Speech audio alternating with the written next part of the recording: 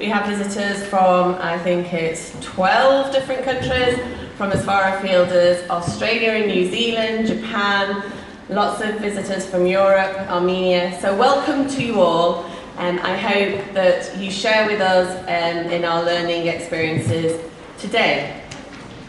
I would like to take a moment to introduce the sparqs team to you. So if all of our sparqs members of staff could just give us a little wave now. Okay.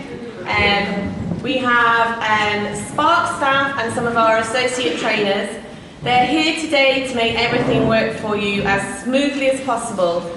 Please do not hesitate to ask them questions, to get help and advice from them. I know they will do everything possible to help you get the most out of today. I would like to take a moment to thank the sparqs team. They are the people that work tirelessly to make events like this happen today, but also all of our achievements throughout the years are down to their hard work and dedication. I'm usually the one stood here on a day like today, but they're the ones that put the work in. So I really would, if you would join with me to give them a great big round of applause.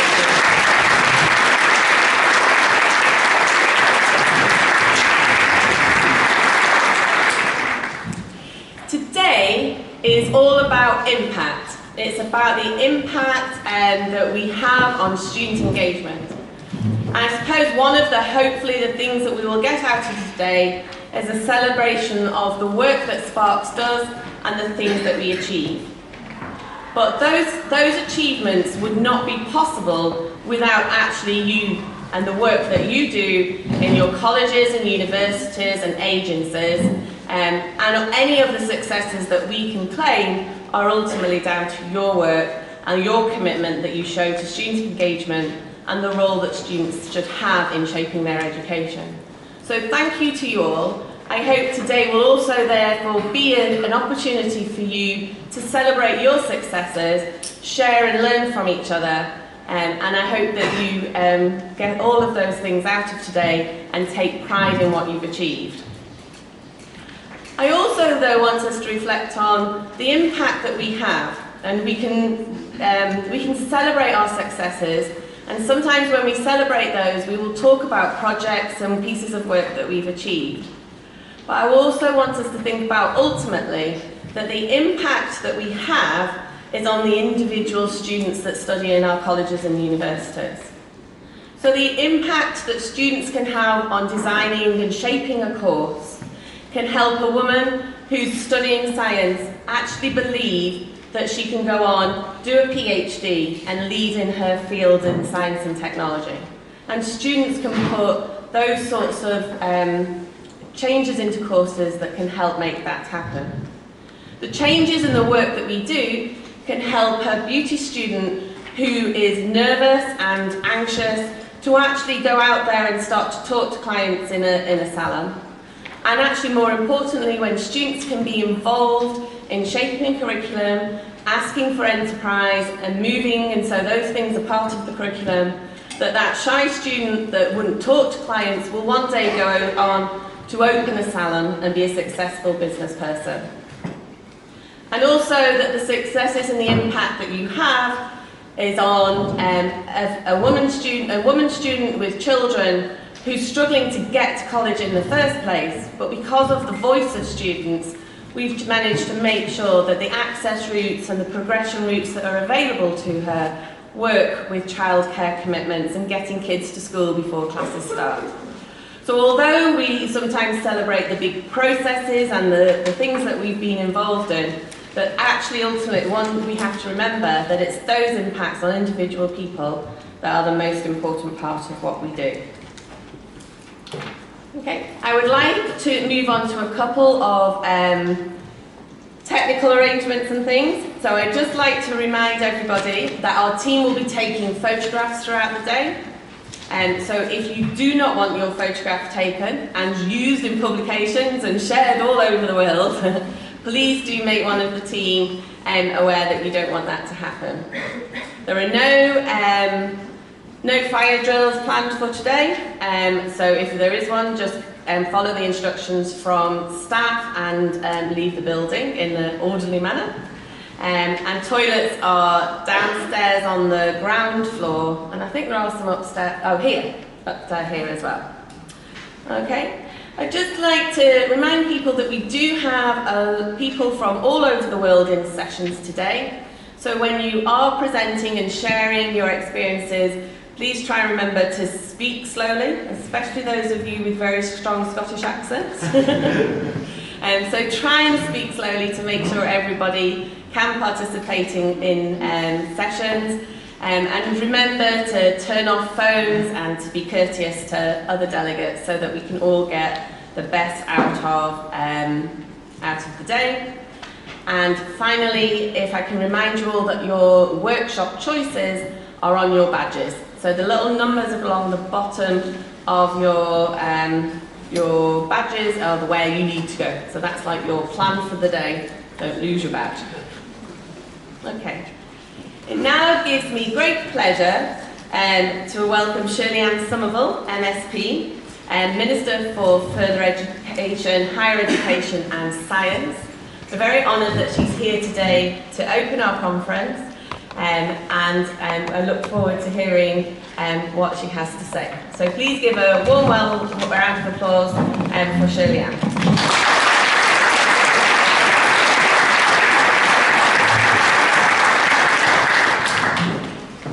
Thank you very much, Eve, and good morning, everyone. It's a pleasure to be here to speak at your conference today, particularly given the wide range of delegates you have, not just from Scotland and the rest of the UK, but from across Europe and the world.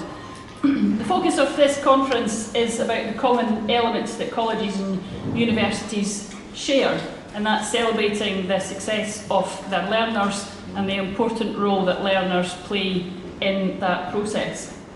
It's very, very important that we ensure that the learner is integral to everything that we do within the education system, right from the early years all the way through to further and higher education, and that's a great celebration of this work today.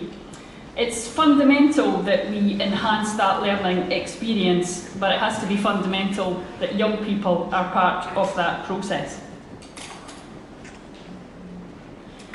Student engagement is very, very important to what we do here in Scotland. It's integral to the quality of your learning experience, and it's one of the reasons that I think our relationship with students should be world leading, and we can learn a lot from that.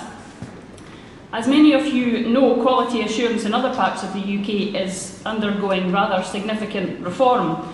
The introduction of the Teaching Excellence Framework and the provisions within the Higher Education and Research Bill are very much part of that. That's not an approach that we are intending to take in Scotland, and the Teaching Excellence Framework is not Scottish Government policy. So while I've responded very positively to the higher education sector and the institutions who want to take part in TEF and enable their participation in years 1 and 2, I'm very clear that TEF is not and will not be the measure of quality within higher education in Scotland. Our ambition is not to enable a marketised system of differential fee pricing or to base pricing on some measures of quality. Our ambition is to very much continue to provide free tuition and support the excellence in higher education in Scotland by allowing the higher education community within Scotland to drive that process through cooperation and collaboration. So the existing quality enhancement framework approach to quality assurance in Scotland, with students very much at its heart, remains the key determinant to assessing our provision of quality learning in Scottish higher education. Both myself and the Deputy First Minister, the Education Secretary, are very clear on that.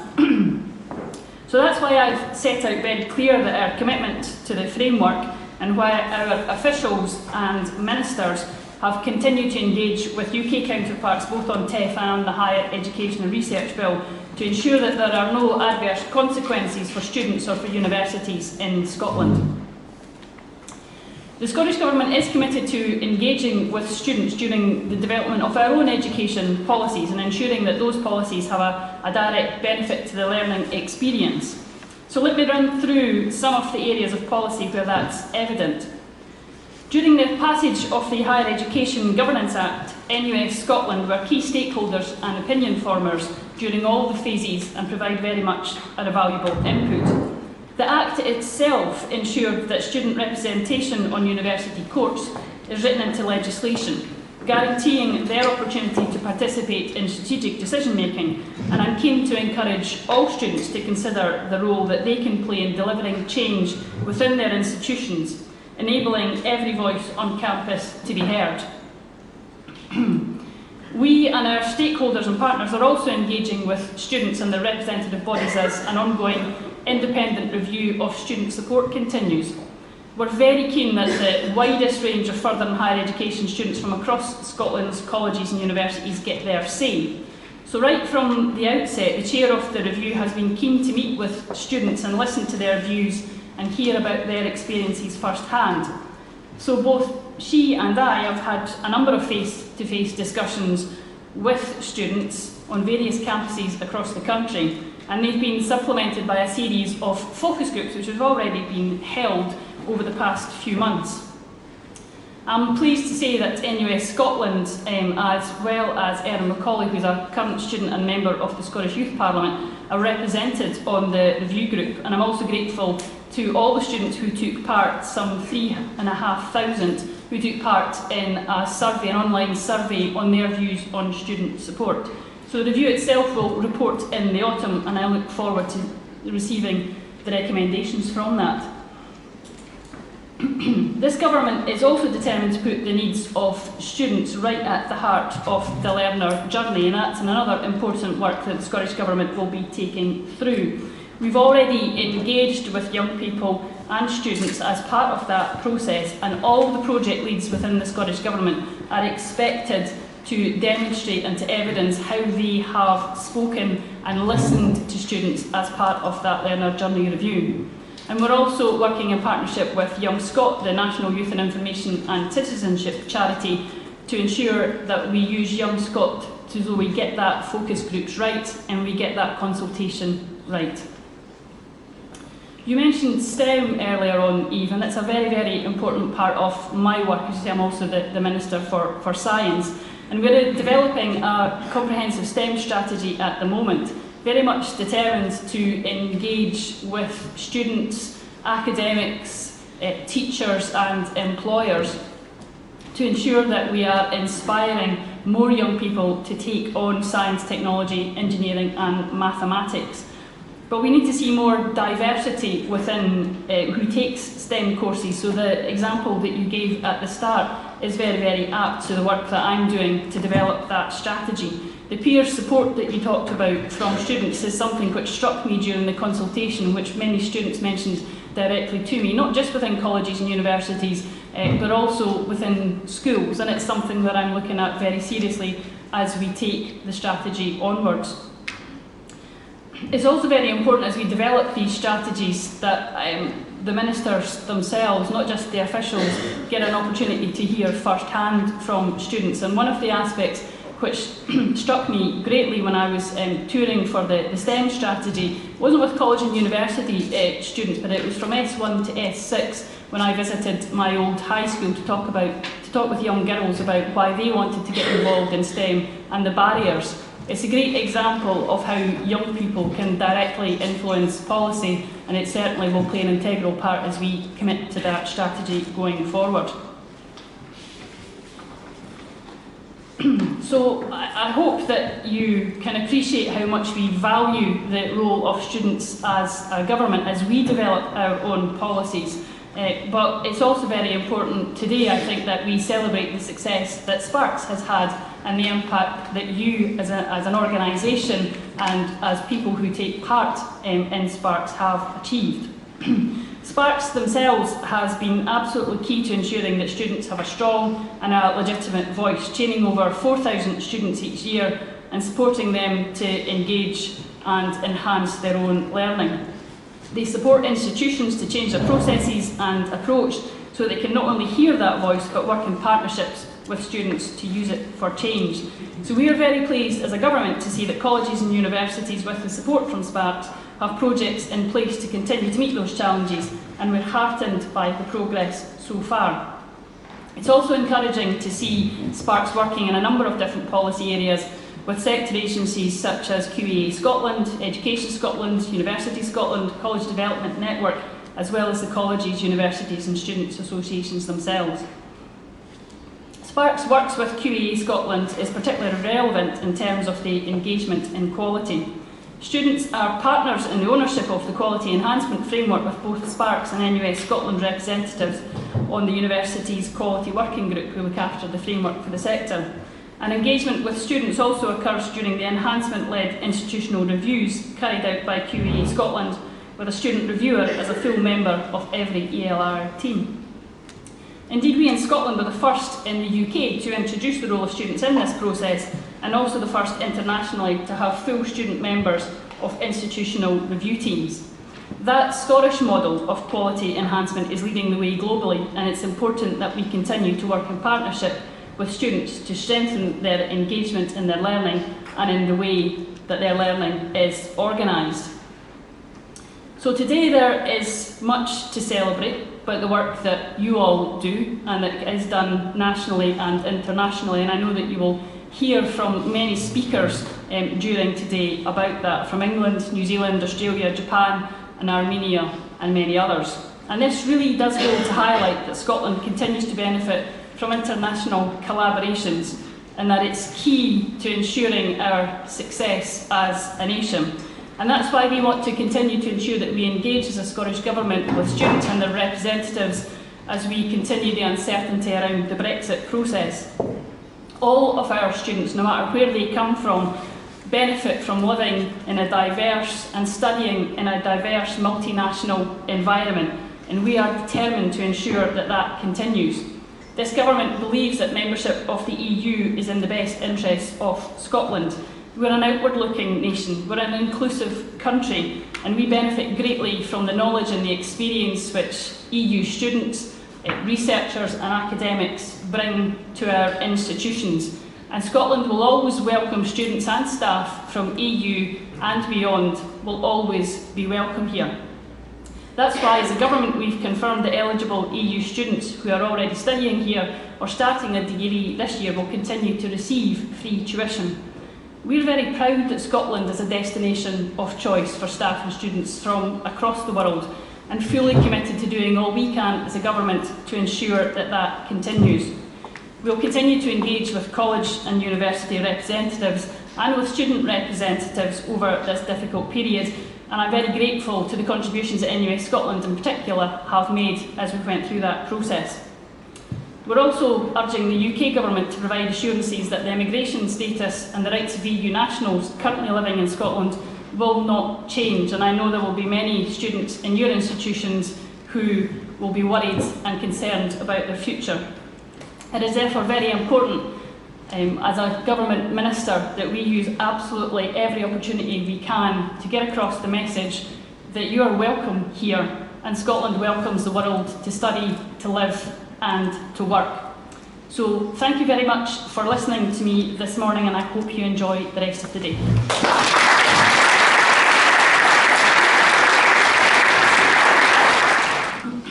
Hello, thank you. My name is Adam Gajek. I represent the European Students' Union. So I have different perspective on the question to you. So I also come from a country which sends a lot of students to Scotland. So a very popular question among students in my country is, what will be the conditions for students from our countries, from EU countries, after Brexit to study here? Because now it's like very favorable, but what is the idea of Scottish Government, how to prepare conditions for the students in the future? Thank you very much. Okay, in terms of the outward mobility, it is a really, really important point.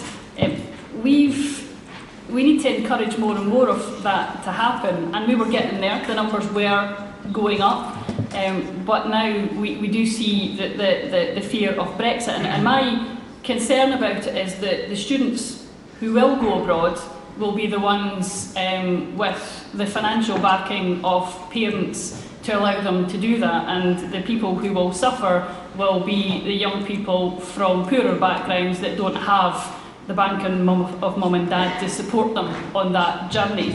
So I'm very, very aware of that. As a government, we're hugely, hugely supportive of Erasmus Plus, and we'd want to see that continue.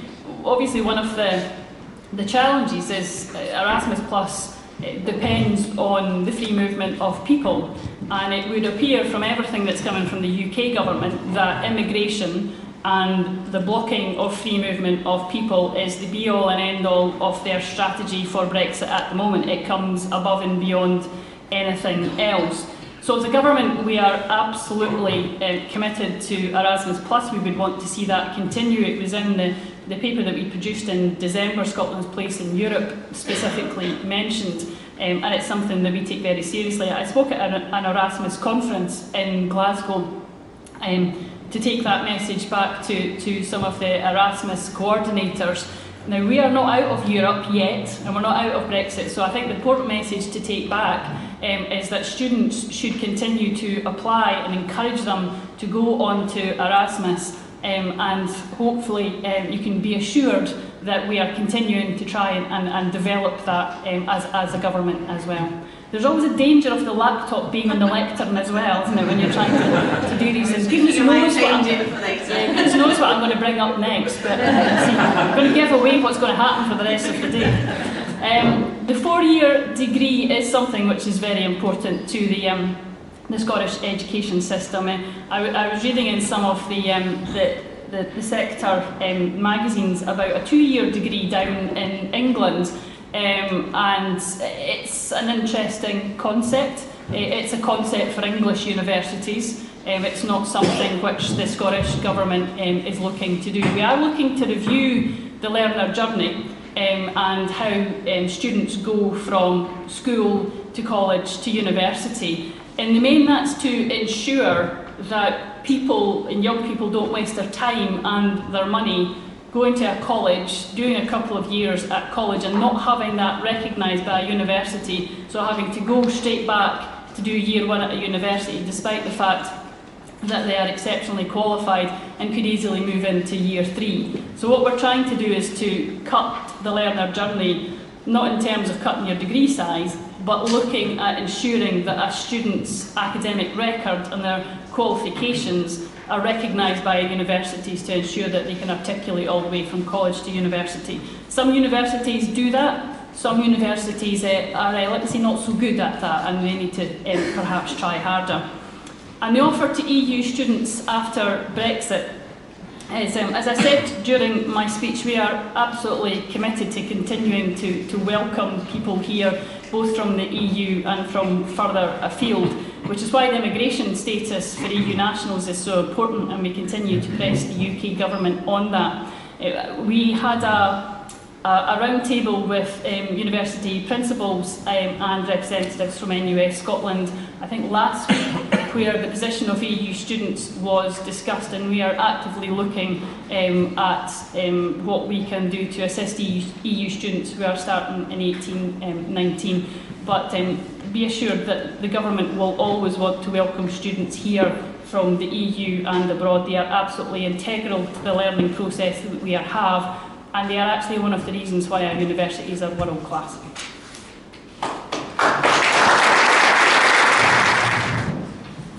Hello everybody. I don't know if I always have problems with mics.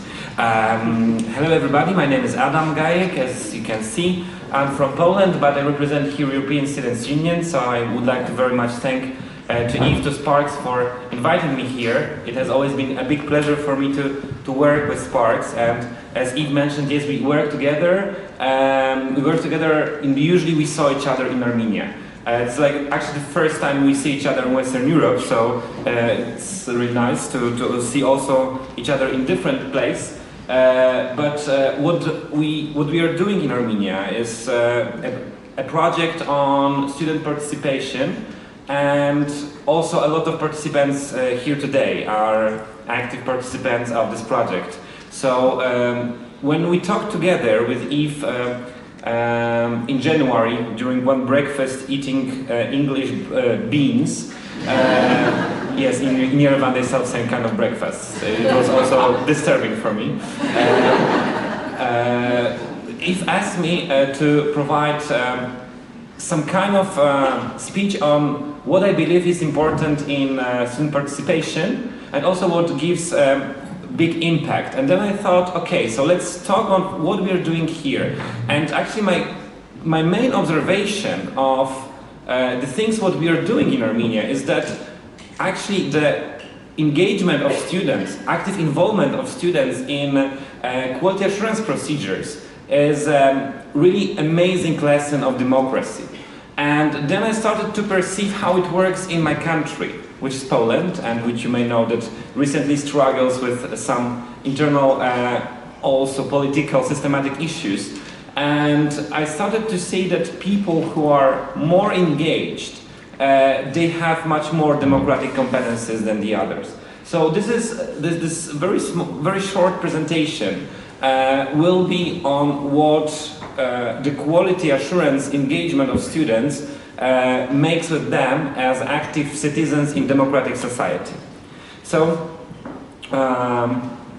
anyways, yes, this is what I just said, like why I chose this topic, and to proceed to some more concrete things. I'm not going to tell you what's democracy, I hope you know, but I know why I have this slide here. Because I think that very often people who are from very developed countries with very developed student participation, you don't know how lucky you are. And really, very often you're not able to appreciate it. You have to see how in some countries people struggle with their participation to really appreciate of what you're having. And what I'm seeing very often, what Eve, David, Simon or other sparqs tell me of what they're doing, I'm always thinking like, wow, this is amazing. Like, I would like to work in such environment. I would like to have such working conditions in my country.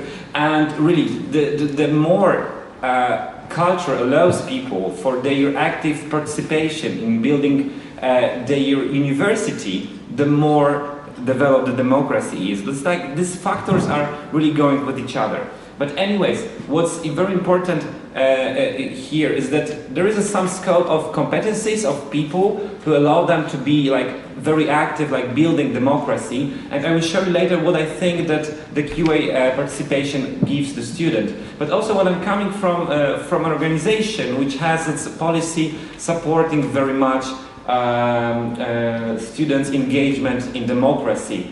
And one of our core goals in higher education is active citizenship of students, which is, what may be a surprise for you, not always a basic principle of higher education in every European country.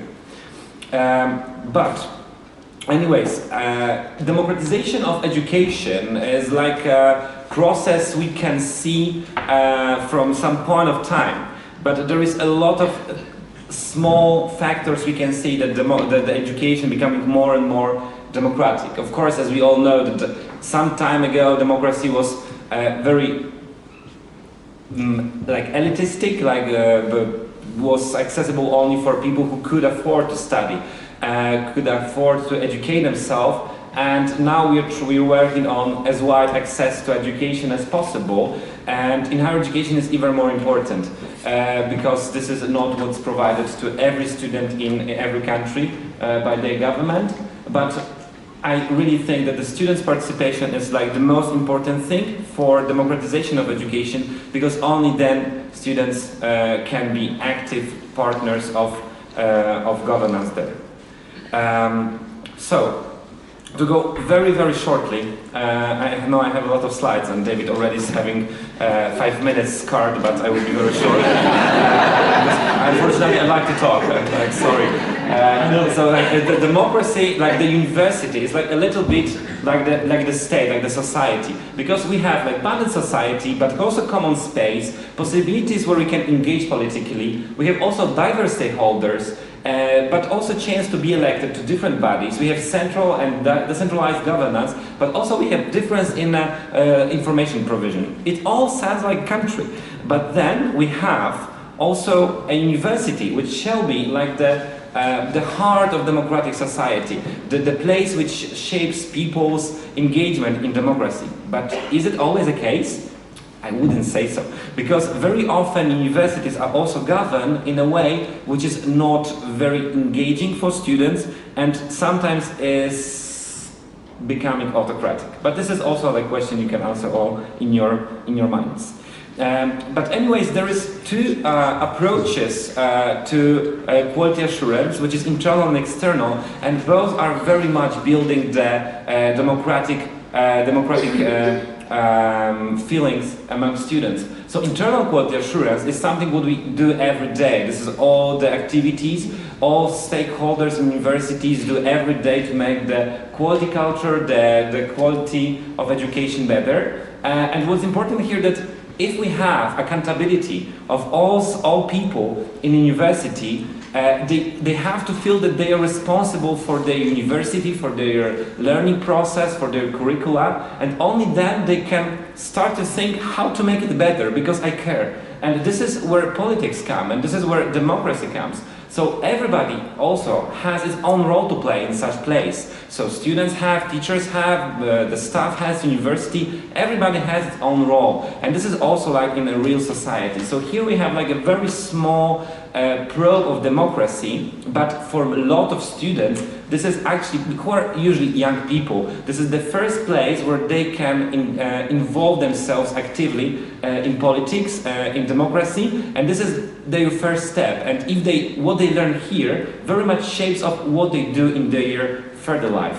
And also external quality assurance, which is maybe not like the first kind of thing students see in universities, but it's also important, because if we have principles in external quality assurance, which is peer review, which is the same position of a student as other people in a panel, then this is something which shapes students' feeling of equality. But very often students still are not equal partners in any of these processes, and I can give you an example of my country, where only from the next month students will have the same working conditions and quality assurance as the other partners, as the professors, because we used to be paid less, and we used to go for less days for the quality assurance than professors and or other partners. So we are still struggling and fighting for being more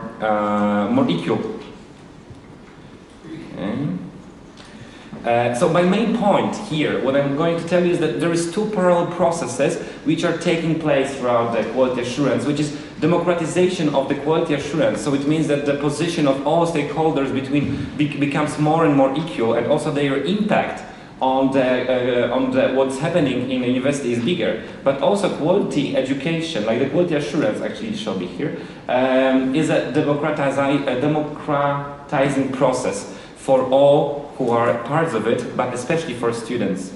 But there's a lot of threats for that, of course. The commodification, lack of students' participation, so there are no interest, or politicizing of universities. All these things, they make these things which like being in threat. But still, what I believe, there is a lot of competencies, democratic competencies, which quality assurance brings to students. I will not read them to all to you now, but there's a lot of values, attitudes, skills, critical thinking, there are engagement possibilities for students to learn throughout quality assurance. So this is why what I would like to say, that I really believe in what we are doing, and I really love what I'm doing in my organization, because I really strongly believe that if we build the student participation which is strong, which is based on democratic values, the more impact it has on countries. And no matter from Scotland, Poland, Armenia, any country in the world, as we are here from the globe, actually not from everywhere.